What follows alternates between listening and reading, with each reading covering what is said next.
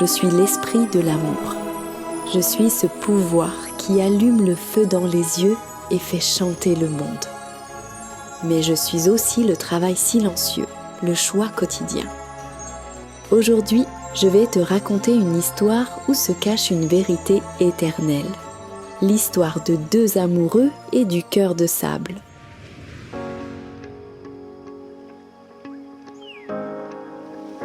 On dit qu'un jour, sur une rive lointaine, vivaient deux êtres, Léonard et Liara. Il était fort, courageux, avec un regard où scintillait toujours la lumière des voyages lointains. Elle était douce, lumineuse, comme tissée de reflets de soleil sur l'eau. Je vivais dans leur rire, dans leur silence, dans leurs caresses. Le soir, quand le soleil se plongeait dans l'océan, ils modelaient ensemble un immense cœur de sable doré. Grain par grain, comme s'ils assemblaient en le trésor le plus précieux. Léonard dit, passant sa main sur le sable chaud. Liara, c'est notre cœur. Il contient chaque minute que nous avons vécue ensemble. Mais il faut le protéger. Voici la première sagesse. L'amour n'est pas seulement un sentiment, c'est aussi une création. Deux personnes construisent ensemble un monde fragile et merveilleux qui leur appartient.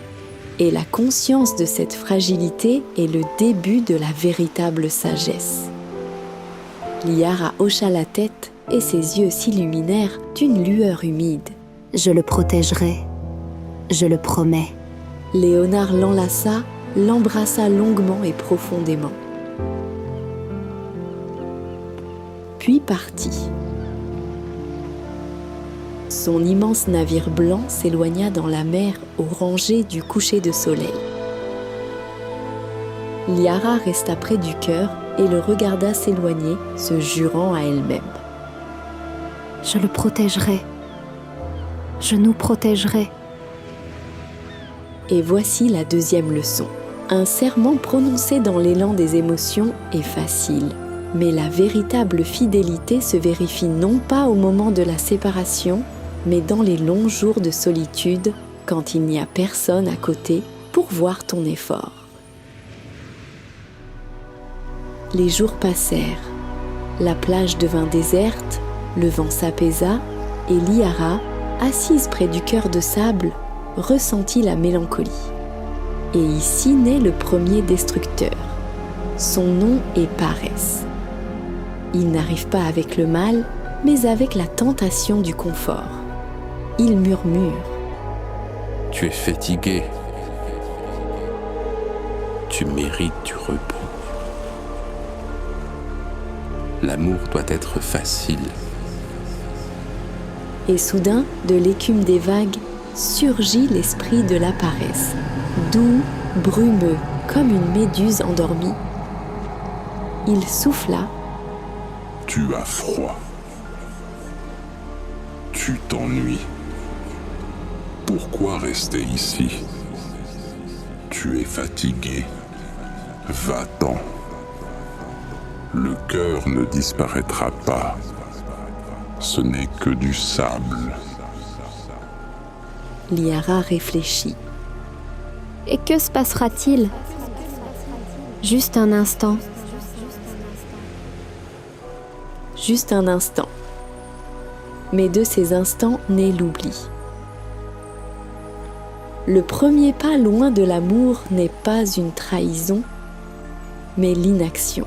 Il est facile d'aimer dans les rêves, difficile d'aimer dans les efforts réels, parfois monotones.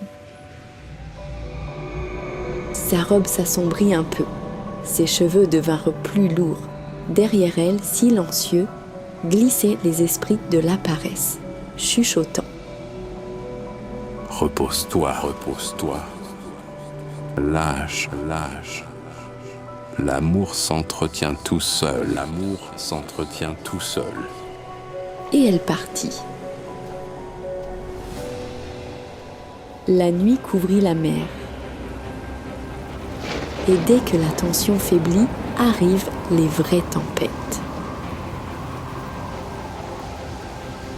La première d'entre elles est l'indifférence.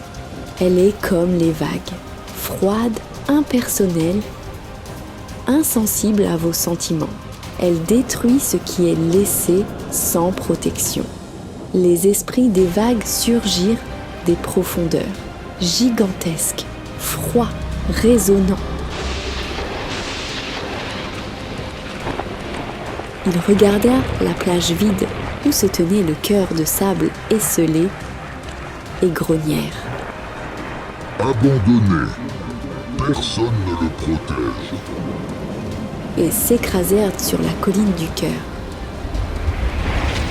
Vague après vague, le cœur disparut sans laisser de traces. Quand Liara revint et ne vit que du sable mouillé et vide, elle cria « Non, non, mon Dieu, non !»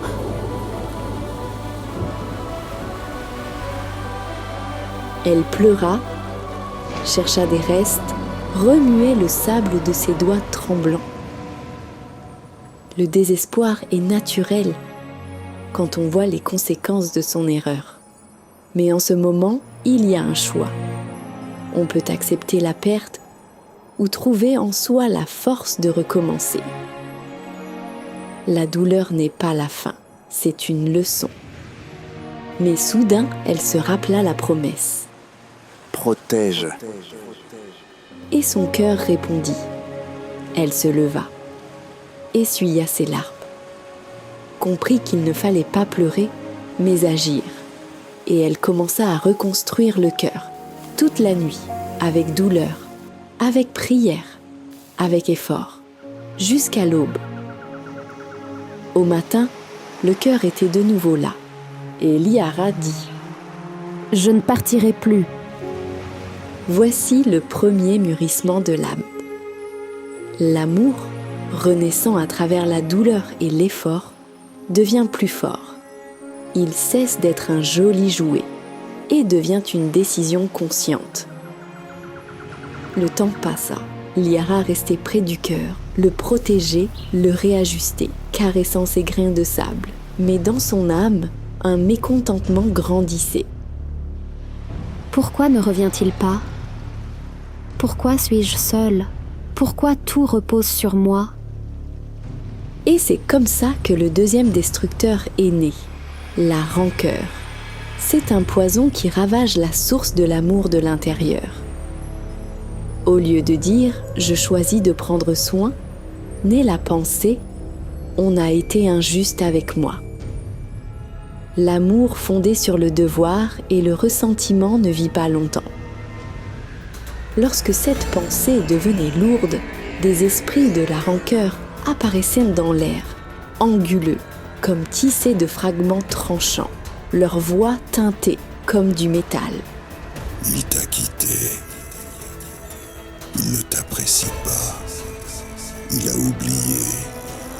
Et dès que Liara commençait à les écouter, le ciel s'assombrissait. Un terrible orage se déchaînait sur la plage. Les esprits de la pluie faisaient pleuvoir des grosses gouttes sur le cœur. Effacer, supprimer, effacer, supprimer, effacer, supprimer. Et le cœur fondait sous ses flots. Liara se précipita vers lui, mais il était trop tard. Il avait disparu. Elle tomba à genoux. C'est moi. Moi-même qui l'ai détruit.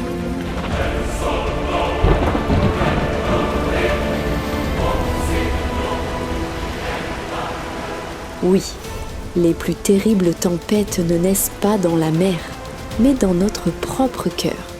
Et nous leur donnons nous-mêmes le pouvoir de détruire ce que nous avons construit avec tant de soin. À cet instant, l'orage se retira. Le soleil apparut timidement derrière les nuages. Un rayon de lumière toucha son visage. Il devint clair, lumineux, tel que Léonard l'aimait. Sa robe retrouva sa lueur rouge flamboyante. Qu'est-ce qui l'a sauvé ? La mémoire. le souvenir de la lumière qu'ils ont créée ensemble. Pas la douleur de la solitude, mais la joie de la création commune. La foi en l'amour est plus forte que le ressentiment envers l'injustice du monde. Et se souvenant de son sourire, Liara commença à reconstruire le cœur, des centaines de fois plus soigneusement, délicatement, patiemment. À chaque geste, le cœur de sable grandissait, plus grand qu'elle, plus large que ses bras. Mais un jour, une autre ombre s'infiltra. Et s'il avait trouvé quelqu'un? Et s'il ne m'aimait pas? Et s'il était heureux sans moi? Et voici le troisième et le plus sournois destructeur. La jalousie. Elle n'attend pas l'erreur. Elle attaque la foi elle-même. Elle construit des châteaux de nuages faits de peur et commence à détruire le château réel de l'amour que vous construisez. La jalousie n'est pas l'amour. C'est son ombre douloureuse. Un égoïsme déguisé en passion. Des esprits de la jalousie surgirent du sable, verts, rapides comme un tourbillon. Et si, et si, Et si, et si, et si, et si, et si, et si, et si, et si, et si, et si. Le vent hurla. Un ouragan noir se leva. Le cœur de sable se détacha et éclata en milliers de grains, comme de la poussière d'étoiles. Elle tenta de le retenir avec ses mains, en vain. Liara tomba et se couvrit le visage de ses mains. Seigneur, je l'ai encore détruit.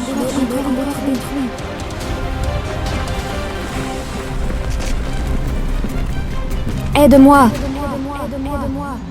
Et alors, une lumière descendit du ciel, douce, profonde. L'esprit de l'amour se manifesta devant elle dans toute sa splendeur.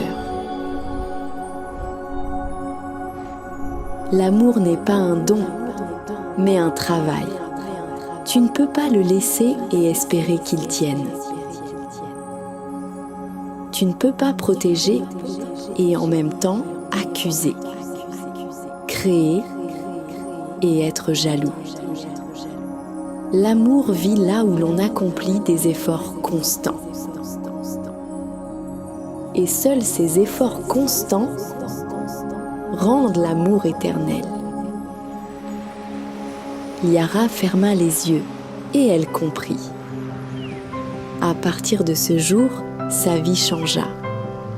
Chaque jour, elle soignait le cœur, le modelait, le décorait de coquillages, y tissait des fleurs. Quand la paresse approchait, elle se levait et dansait autour du cœur, riant. Quand les rancœurs chuchotaient, elle chantait leur chanson préférée. Quand la jalousie soufflait, elle se souvenait de la lumière dans les yeux de Léonard. Et plus elle travaillait avec soin, plus elle devenait belle elle-même. Ses cheveux brillaient, sa robe flamboyait d'un rouge éclatant, ses yeux devenaient en profond comme la mer du matin. Et le cœur grandissait. D'abord comme une maison, puis comme une tour de lumière, et enfin comme un temple de l'amour. Et un jour, à l'aube, le cœur brillait si intensément que le sable autour devint doré. Liara leva les yeux et s'immobilisa. Un navire apparut à l'horizon. Blanc, immense, radieux. Ses drapeaux brillaient comme des ailes. De la passerelle descendit Léonard. Il s'avançait vers elle, lentement, sûr de lui, avec ce sourire qu'elle avait gardé dans toutes ses prières. Elle se précipita vers lui. Ils se sont pris dans les bras et une lumière jaillit autour, comme si le soleil naissait entre leurs mains. il inspira avec plaisir le parfum d'une fleur dans ses cheveux et, la regardant avec intensité, dit « Tu as protégé, tu as accompli l'impossible, tu as rendu l'amour éternel. » Liara plongea son regard dans ses yeux pleins de tendresse. J'ai compris. L'amour doit être protégé chaque jour. Il faut le choisir chaque instant. Alors il ne mourra jamais. Et c'est la principale leçon. L'amour n'est pas un état dans lequel on se trouve. C'est un choix que l'on fait encore et encore. Chaque matin, à chaque minute difficile. Léonard et Liara ont trouvé leur amour non pas au moment de la rencontre, mais au moment où il s'est renforcé dans l'effort quotidien. Ils se prirent la main. Le cœur de sable brilla si fort qu'il s'éleva dans les airs et devint une constellation, un cœur dans le ciel. Et jusqu'à aujourd'hui, il brille là-haut, rappelant les efforts éternels, c'est ça l'amour.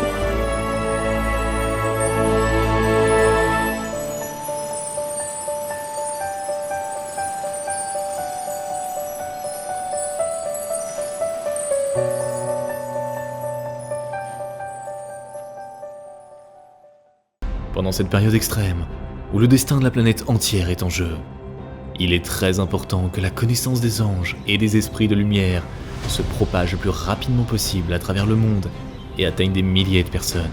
De cette façon, nous pouvons changer l'avenir de toute l'humanité. Alors nous nous tournons vers toi, chère âme de lumière. Partage la connaissance concernant nos livres sages et nos films. Partage les liens vers des vidéos ou des dessins animés. Tout cela est disponible et gratuit. Invite les femmes à des pratiques individuelles, des webinaires et des séminaires, et le grand esprit de lumière t'aidera, à toi et à ta famille, en dirigeant une énorme quantité d'énergie pour réaliser tous tes désirs. Les esprits lumineux et les anges t'aideront, à toi et tes proches dans tous les domaines. Le fil de la lumière et de l'amour de ton cœur atteint le cœur des femmes en recherche. Et la création du bien, la diffusion de la connaissance de lumière dans le monde commence. Rejoins cette mission de lumière. Aide les gens et Dieu t'aidera.